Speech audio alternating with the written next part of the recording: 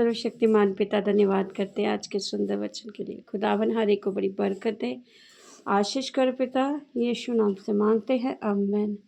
हम पढ़ेंगे यहोशू की किताब 23 अध्याय। यहोशू का उपदेश।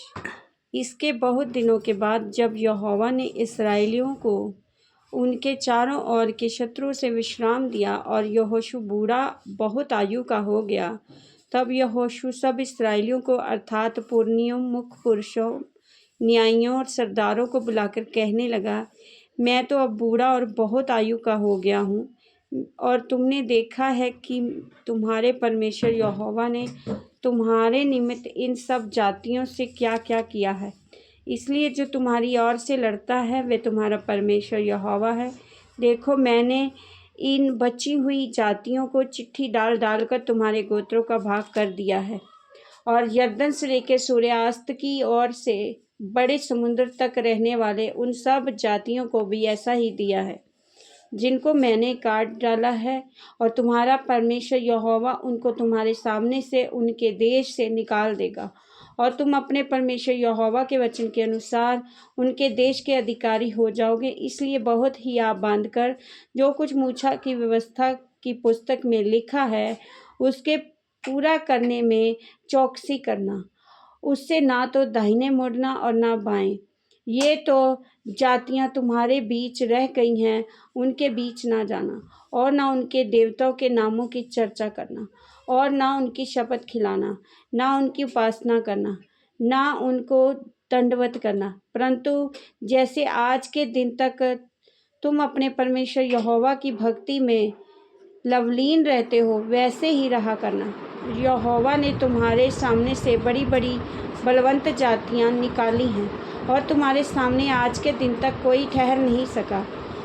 तुम में से एक मनुष्य 1000 मनुष्य को भगाएगा, क्योंकि तुम्हारा परमेश्वर यहोवा अपने वचन के अनुसार तुम्हारी ओर से लड़ता है। इसलिए अपने परमेश्वर यहोवा से प्रेम रखने की पूरी चौकसी करना, क्योंकि यदि तुम किसी रीति से यहोवा से फिरकर इन जातियों के बाकी लोगों से मिलने लगो जो तुम्हारे बीच बचे हुए रहते हैं, इनसे ब्याह शादी करके इनके साथ समधियाना रिश्ता जोड़ो, तो निश्चय जान लो कि आगे को तुम्हारा परमेश्वर यहोवा इन जातियों को तुम्हारे सामने से नहीं निकालेगा, और मैं ये तुम्हारे लिए जाल और फंदे और तुम्हारे पांजरों के लिए कोड़े और तुम्हारी आँखों में कांटे ठहरेगी, और अंत में तुम इस अच्छी भूमि पर से जो तुम्हारे परमेश्वर यहोवा ने तुम्हें दी है नष्ट हो जाओगे। सुनो, मैं तो अब सब संसारियों की गति पर जाने वाला हूँ, और संसारियों की गति पर जाने वाला हूँ, और तुम सब अपने अपने हृदय और मन में जानते हो कि जितनी भलाई की बातें हमारे परमेश्वर यहोवा ने हमारे विषय में कही हैं, उनमें से एक भी बिना पूरी हुई नहीं रही।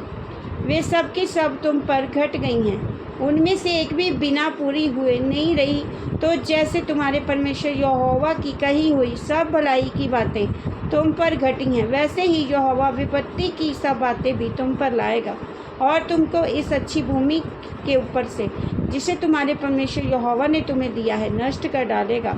जब तुम उस वाचा का जिसे तुम्हारे परमेश्वर यहोवा ने तुमको आज्ञा देकर अपने साथ बंधाया है उल्लंघन करके पराये देवताओं की उपासना और उनको दंडवत करने लगो, तब यहोवा का कोप तुम पर भड़केगा, और तुम इस अच्छे देश में से जिसे उसने तुमको दिया है शीघ्र नष्ट हो जाओ। इस वचन के द्वारा प्रभु ब्लेस करेंगे। आमीन। सब कुछ है।